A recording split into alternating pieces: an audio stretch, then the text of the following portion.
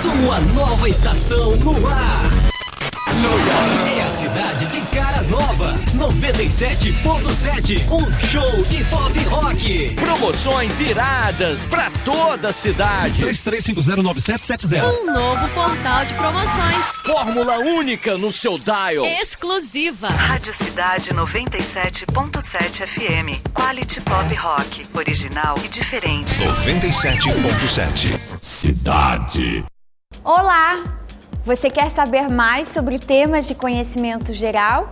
Bem-vindo ao Conhecimento Legal!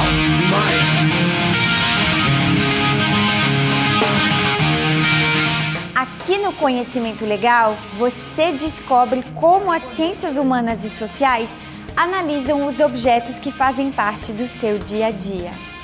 Após a maquiagem, um objeto usado mais por meninas, no programa de hoje, um objeto mais utilizado pelos rapazes. É o videogame.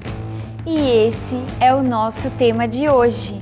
A realidade dos jogos eletrônicos e digitais na história, na economia e na sociologia. No programa de hoje, você vai ver dicas de leitura sobre computação gráfica e multimídia com o professor do curso de Ciência da Computação da UVV, Marcelo Novaes de Amorim. Uma entrevista com o apresentador do Station Game, programa de TV sobre videogames. E uma enquete com a aluna do curso de Ciência da Computação, Luciana Rocha dos Santos, que já atua no mercado de trabalho da criação dos games. Eu sou Evelyn Somers e esse é o Conhecimento Legal.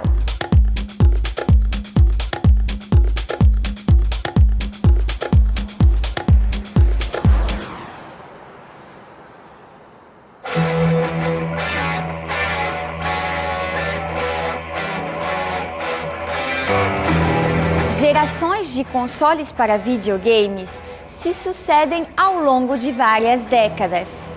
Cada console, lançado desde os anos 50, introduz uma nova tecnologia descoberta naquele momento. A história dos videogames é uma cronologia de empreendedorismo, inovações, nostalgia e futurismo.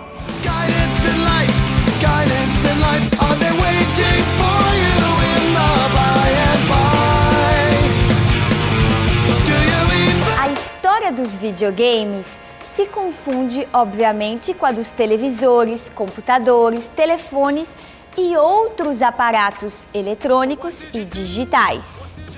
Enfim, com objetos provenientes de pesquisas realizadas pela ciência da computação.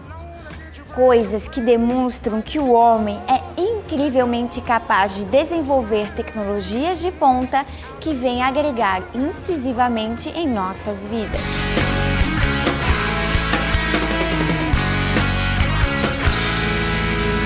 Por outro lado, já vimos também que o homem é capaz de inventar tecnologia de ponta que serve para destruir a própria vida do homem. Tanto é assim que o primeiro videogame foi inventado por um homem da Guerra Fria, justamente no mesmo laboratório em que se aperfeiçoava a aterrorizante bomba atômica. Na época, abria-se os laboratórios a visitas para mostrar todo o poderio nuclear do país líder do mundo ocidental. E um cientista americano, preocupado em não deixar nenhum visitante bocejar diante dos átomos e megatons, inventou um jogo de tênis virtual, transmitido em um osciloscópio. Dizem que o jogo é que se tornou a atração mais cobiçada. Does your opponent deserve such abuse? All Soviets deserve abuse. Os jogos foram ficando cada vez mais sofisticados à medida que os anos iam passando. Fantásticas criações da indústria dos jogos marcam sucessivas épocas. Definitivamente, o videogame não envelhece, ele evolui.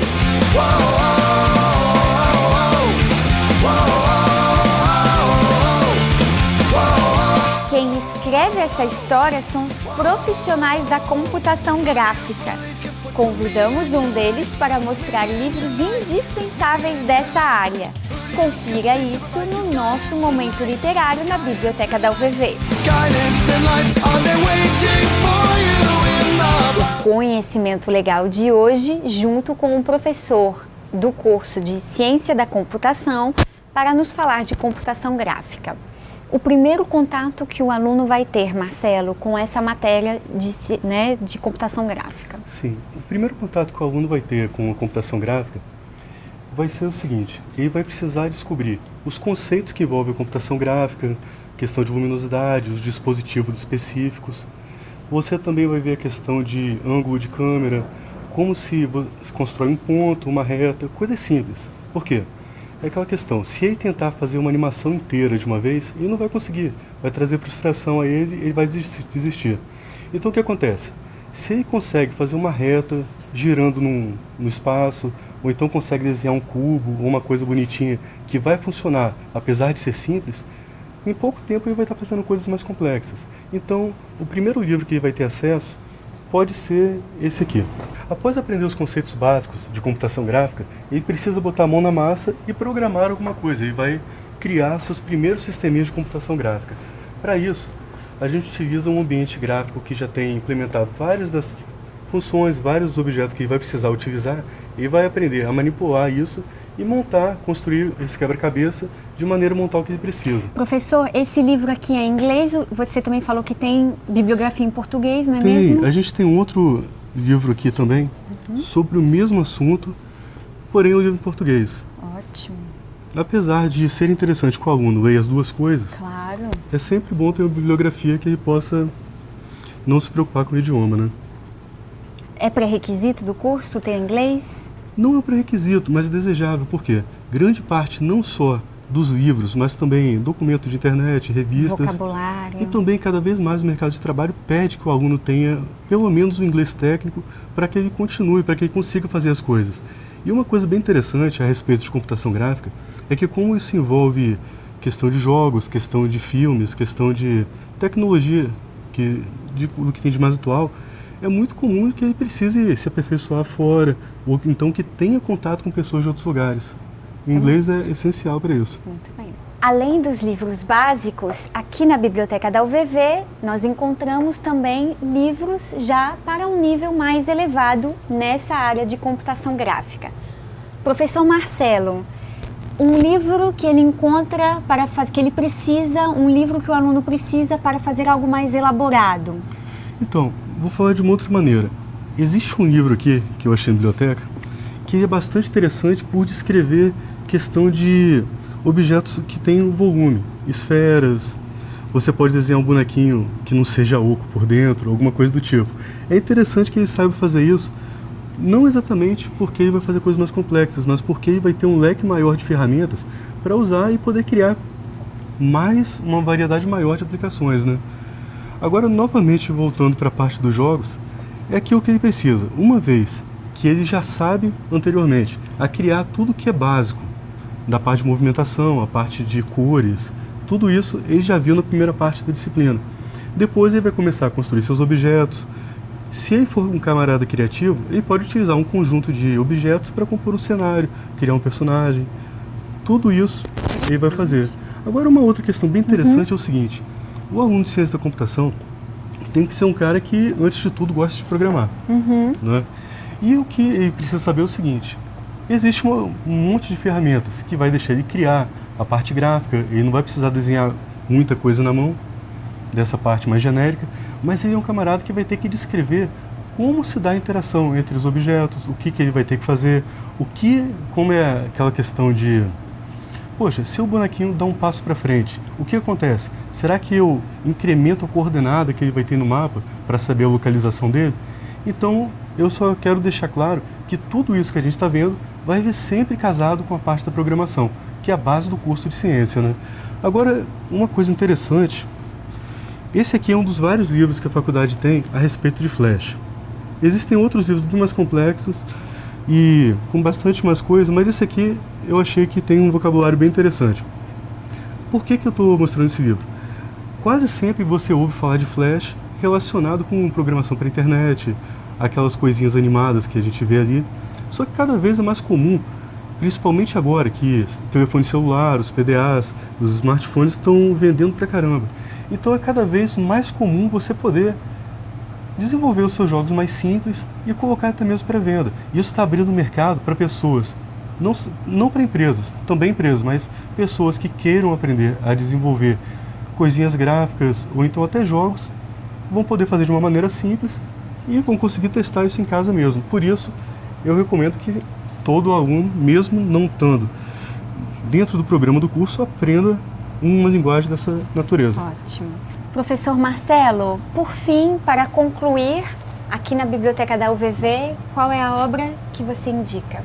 Então, já puxando para o lado dos jogos novamente, é o seguinte, uma vez que o aluno já está pronto, já está apto a criar cenários, criar personagens, desenhar coisas na tela, fazer animações, ele tem que pensar do outro lado. O que está na moda hoje? O que você quer ver quando vai acessar um jogo mais elaborado? Você quer ver o personagem conversar com você, você quer uma coisa inteligente. Então, eu vou puxar a sardinha um pouco para uma outra área que eu estou envolvido, que é a parte da inteligência artificial. Esse é um livro bem interessante. Existem alguns outros, todos tratam de assuntos semelhantes, mas o que eu queria deixar claro que seria interessante ver aqui? A maneira, as técnicas que você pode utilizar para fazer um jogo ficar mais próximo do que um outro colega seu jogando faria. Então, assim, claro que é aquela coisa, você não vai sair da faculdade expert em nada, mas é obrigação da faculdade, e a UVV faz isso muito bem, que é formar o cara, capacitar ele para começar a trabalhar. Aí, conforme você vai fazendo seus jogos, você vai fazendo suas animações, fazendo qualquer coisa a esse respeito, você vai acabar melhorando a cada dia. No próximo bloco tem Station Game aqui no Conhecimento Legal. Fique com a gente!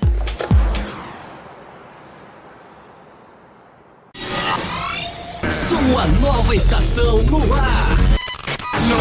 É a cidade de cara nova. 97.7. Um show de pop rock. Promoções iradas pra toda a cidade. 33509770. Um novo portal de promoções. Fórmula única no seu dial. Exclusiva. Rádio Cidade 97.7 FM. Quality Pop Rock. Original e diferente. 97.7. Cidade.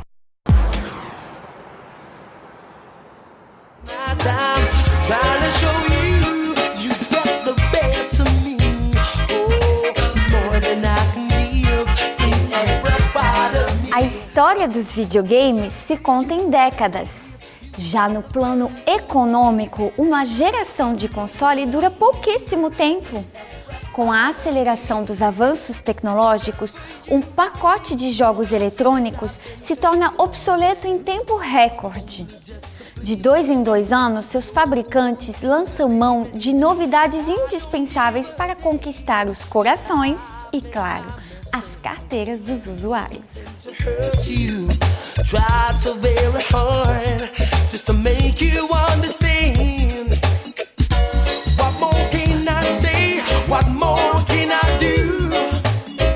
A indústria do entretenimento dos jogos eletrônicos movimenta 30 bilhões de dólares por ano. Para abocanhar esse vasto mercado, Sony, Microsoft e Nintendo protagonizam uma guerra de gigantes.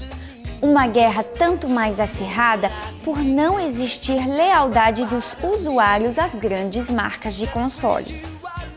Estamos falando, portanto, de uma contínua sucessão de batalhas, travadas ferrenhamente para levar divertimento eletrônico a milhões de pessoas no mundo todo.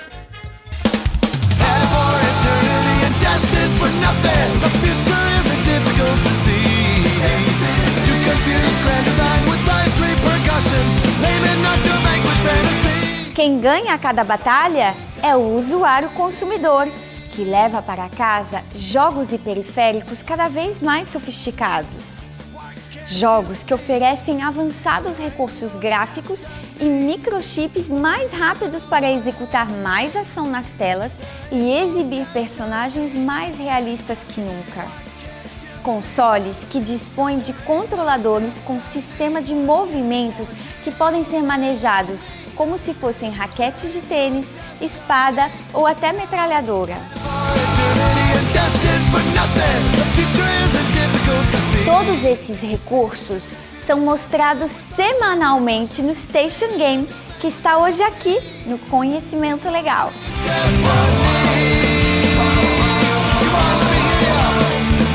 O Conhecimento Legal está abordando o videogame no programa de hoje. Já o Station Game aborda o videogame semanalmente. E quem apresenta o Station Game é Fábio Rosário, aluno de Publicidade e Propaganda daqui da UVV. Fábio, como é que é o seu público? Ou seja, o público que assiste um programa de videogame, como é que você qualificaria esse telespectador? Hoje em dia ele é bem misturado, eu diria. Se fosse uns 15 anos atrás, talvez seria mais fácil de definir o público, que eram mais meninos, adolescentes, que gostam e gostavam de jogar videogame. Agora ele está bem mesclado, por exemplo. Temos adolescentes, temos gente grande, como eu não me considero gente grande, mas eu ainda jogo muito videogame, adoro jogar videogame. Conheço várias pessoas da minha idade que jogam, mas também tem várias pessoas adolescentes, até crianças que adoram também, inclusive tem meninas, mulheres mais velhas também que jogam. Outro dia mesmo eu estava na rua, encontrei com uma mulher que chegou e perguntou: você é o do Station Games? Eu sou. Uma senhora. Era uma senhora já e jogando videogame, falou que adorava o programa, então eu fiquei até assim, nossa, qual o tamanho desse público, que às vezes você pensa que ele é bem segmentado, mas só que ele é bem grande, assim. As pessoas estão sempre acompanhando, sempre querendo ver coisas novas, sempre acompanhando a evolução do videogame. Do mesmo jeito que o videogame foi evoluindo de acordo com o tempo foi passando, as pessoas também foram acompanhando essa evolução. E cada vez mais pessoas se juntando a esse grupo de jogadores de videogame. Qual é, então, o futuro do videogame? O futuro do videogame eu acho que é até difícil de você ter uma ideia do que vai ser, porque cada vez mais as empresas estão investindo forte mesmo em tecnologia e até mesmo com o aparecimento do computador, internet, que fez as distâncias entre as pessoas diminuírem muito, assim, as pessoas jogam online, as pessoas têm uma gama de jogos e novas tecnologias que você não tem como mensurar o que vai ser o futuro do videogame. Eu sei que vai ser bom. Vai ser muito bom. Então não morre o videogame. O videogame ele não vai envelhecendo, ele vai evoluindo cada vez mais. Foi até isso que você acabou de falar. As empresas elas estão cada vez mais disputando. Uma lança uma nova tecnologia, a outra já vem e já quer seguir aquele caminho, já quer superar aquele outro produto. Então eu acho que o videogame é um produto que não tem prazo de validade. Ele vai estar aí para a história e muita gente vai poder usufruir muito dessa grande tecnologia que é o videogame. Você estava falando então das empresas agregam, né, alguns elementos que fazem, né, parecer que a gente está dentro da tela. Que elementos são esses? São uma série de diferenciais, assim. Umas costumam trabalhar mais nos jogos clássicos, mas sempre aumentando qualidade gráfica e outras qualidades do jogo. Outras empresas já estão investindo em jogos que você participa, que é o caso do Nintendo Wii ou a Sony lançou agora para o PlayStation Move, que você participa, você age, você brinca dentro de casa. Não é mais aquela coisa de sentar no sofá e jogar videogame, é aquela coisa de participar, já tem mais agilidade, já tem mais ação. Então eu acho que isso está indo cada vez mais, vai crescer muito mais, ainda mais que vem tecnologia 3D. Isso engloba vários tipos de novas tecnologias que estão surgindo e que vão fazer cada vez mais pessoas aderirem a essa ideia do videogame, assim, de jogar o videogame.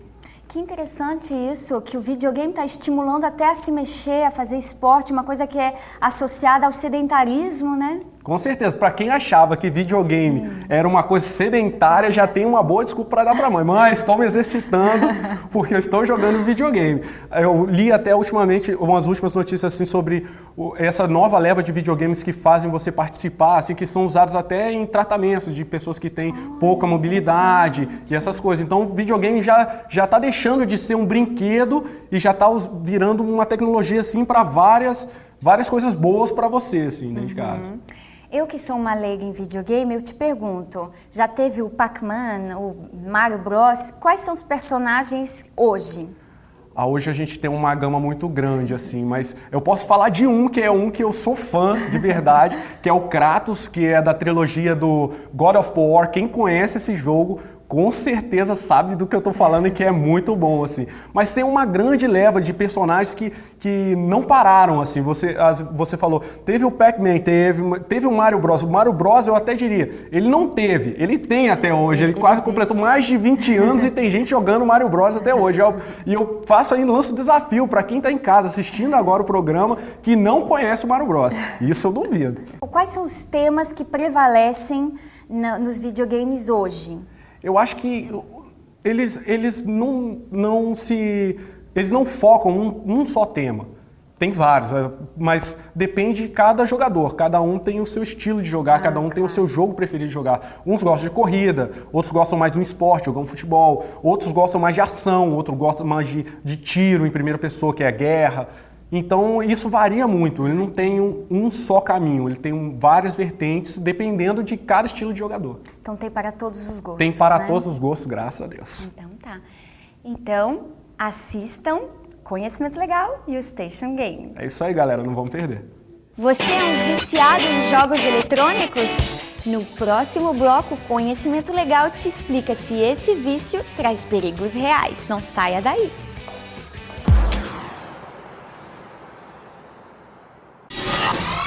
Sua nova estação no ar.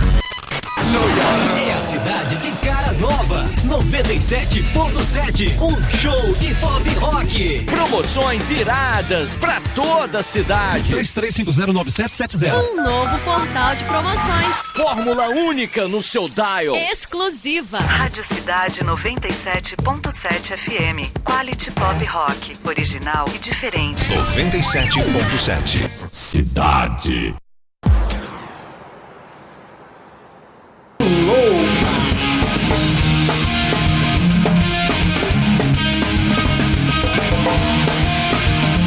Jogar videogame é um entretenimento.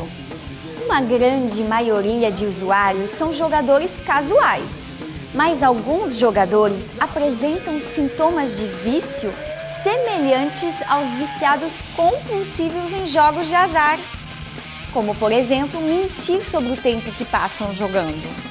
Ademais, muitos usam os jogos eletrônicos para fugir dos problemas cotidianos. Não conseguem parar de jogar e ainda se irritam quando deixam o jogo. Muitos, inclusive, perdem a namorada.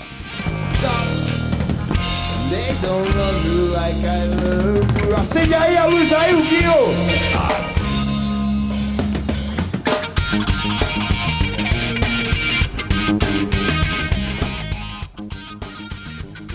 A verdade é que muitos sociólogos e psicólogos deixaram para trás a discussão de se os games viciam ou não. Jogar videogame é um problema se isso afeta negativamente a vida social e familiar do usuário, prejudicando o desempenho na escola e no trabalho. Há quem diga, inclusive, que é uma prática bastante saudável, se usada com moderação e responsabilidade.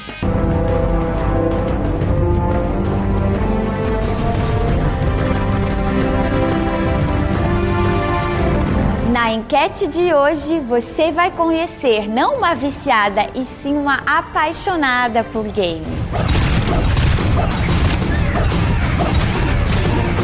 Conhecimento Legal com uma aluna da UVV que trabalha nessa área da computação gráfica. Luciana Rocha, como é que é trabalhar nessa área da computação gráfica? Conte um pouquinho da sua experiência pra gente. Bem, para mim é uma área bem gratificante, né? Porque é uma paixão de infância que a gente vê concretizando e é uma área também que existe bastante qualificação profissional. É uma área que existe que você tem uma aplicação nos estudos bem forte e hoje para mim é legal ver o trabalho de vários profissionais diferentes se combinando aí, fazendo um produto bem legal. Quando você está falando de paixão desde criança, conte mais sobre essa paixão justamente. Como é que ela se dava? Como é que você experimentou essa paixão? Eu acho que é comum os profissionais da área de jogos terem a infância cheia aí de brinquedos e de videogame, e de estarem sempre procurando coisas novas, e isso ser uma coisa que até impulsiona na área profissional, para criatividade, etc.